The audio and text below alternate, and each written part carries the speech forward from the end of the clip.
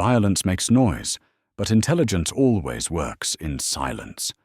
Where people explode in anger, Machiavelli watched quietly, calculated, and broke his enemies without ever raising his voice. He understood a truth most people refuse to accept. Brute strength is the refuge of fools. Real mastery isn't in shouting, it's in manipulation, in deceiving, misleading, and disappearing at the right moment. These aren't lessons in kindness, they're weapons of the mind. Machiavelli's principles of survival were never about fists. They were about foresight. He knew that whoever controls perception controls the outcome. In conflict, winning isn't about being right, it's about looking right, not about having power, but appearing powerful. Men judge more with their eyes than with their hands, he wrote in The Prince, because everyone sees, but few understand. People trust appearances, not reality. In any confrontation, you don't just fight, you perform. Look stronger. Let them panic while you stay silent. Let them threaten while you smile. Let them shout while you don't move an inch. Control the setting. Confront on your terms, never theirs. Spread your narrative slowly. Don't react. Let them look emotional, unbalanced, or weak. Machiavellians win with perception. They don't speak first. They let the opponent speak, and then twist their own words against them. They understand silence is often the loudest weapon. Never answer force with force unless you truly want war. Only fools dive into direct confrontation. The intelligent use the side door. Violence is the last resort of the unstrategic. Blood leaves marks. Marks become stories, and stories create martyrs. A clean kill is never clean. Machiavelli didn't teach peace. He taught timing. Most battles aren't won by strength, but by maneuver. War cannot be avoided, only postponed to your disadvantage. But until war is absolutely necessary, delay it. Exhaust your enemy. Confuse them. Make them fight each other. Never attack a ready opponent. Wait for fatigue, for misunderstanding, for distraction. Plant seeds of doubt in their circle. Create cracks. Watch paranoia take control. And do your work in silence. Don't answer insult with emotion. Either respond with silence or with a trap. When Machiavelli served the Florentine Republic, he didn't break enemy cities with direct battle. He starved them by cutting their allies and resources. Keep your enemy hungry, then control them effortlessly. You can't always change the person before you, but you can always change their environment.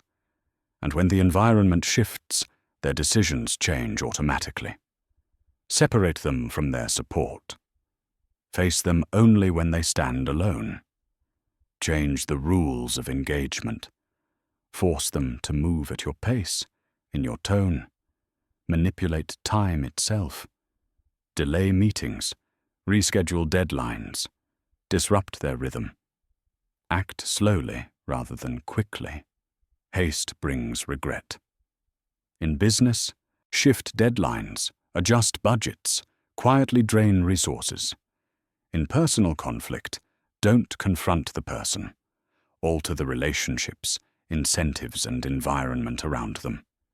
In politics, rewrite the rules of the game. Change laws, halt alliances. You don't need to destroy the enemy. Just shake the walls supporting them until they collapse on their own. Sometimes the greatest predator doesn't roar. Sometimes he walks like he's wounded. For Machiavelli, deception was the sharpest blade. Real power doesn't announce itself. Hidden power is far deadlier. A ruler must learn to be both a fox and a lion. The lion can't escape traps. The fox can't fight wolves. So you must be both, deceptive and devastating. Pretend to retreat. Let them relax. Let them grow overconfident. Apologize, but never forget. Nod, but never obey. Wait, and then strike where it hurts most. The goal isn't a sword, it's a scalpel. Machiavelli praised Cesare Borgia, who invited an enemy to a feast, smiled all night, and had him strangled by morning. No emotion, only calculation. If you must fight, erase the enemy completely. Leave no path for revenge. A wounded enemy is more dangerous than a dead one. If they escape with dignity or power, they will return, angrier, smarter, fueled by vengeance. If you must harm them, do it so completely that revenge never crosses their mind. Fire them. Don't gently let them go. Exile them. Don't disgrace them in public. End the relationship. Don't argue. End the battle so thoroughly that a counterattack becomes impossible. In personal life, cut off contact, block, disappear. In politics, remove supporters, influence, and resources. In war, break not only the army but the entire support system behind it. An unfinished conflict plants seeds for more battles. A ruthless ending creates closure. Fear isn't something you impose, it's something you reflect back at them. Machiavelli didn't tell rulers to frighten their enemies with violence. He told them to let the enemy fear themselves. "It is safer to be feared than loved," he wrote. But his real point was deeper. You don't need to be terrifying. People just need to believe you are not someone to test. Fear isn't created. It's simply placed in front of someone, and they see themselves inside it. And the clever opponent sees his own darkness reflected in your silence. Let rumors spread. Don't deny them. Don't confirm them. Silence is the most dangerous response. Let them imagine what you could do, not what you will do. Possibility is always scarier than certainty. One calculated example, one cold move, one brutal silence, then vanish into the shadows. Let paranoia finish the job. Never tell them you're watching. Let them wonder if you are. Uncertainty is fear's oxygen. People fear what they can't understand. If you become unpredictable, if you detach from emotion, they pause before even speaking your name. That hesitation becomes your leash. Machiavelli's genius wasn't domination, it was invisibility. He didn't roar, he didn't strike openly, he haunted. Time is a blade that doesn't need to be swung. He didn't wait because he was weak. He waited because he was crafting the perfect moment to break you without resistance. Wars begin when you want, but they don't end when you please. Strike too early and you don't end an enemy. You multiply them. Instead of confronting them directly, let them win something meaningless. Feed their ego until it becomes poison. Let them believe they're superior. And when they're swollen with arrogance, cut where it matters. When your enemy realizes they can't provoke you, can't rush you, can't predict you, they panic, and a panicked enemy is half defeated. Machiavelli advised rulers to stretch conflicts until enemies were divided, allies exhausted, and resources gone. Then slowly, like tightening a noose, snap. You don't need more power. You need more patience. Let them throw fire.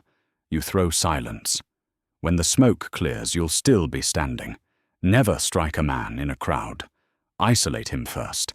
Then remove him.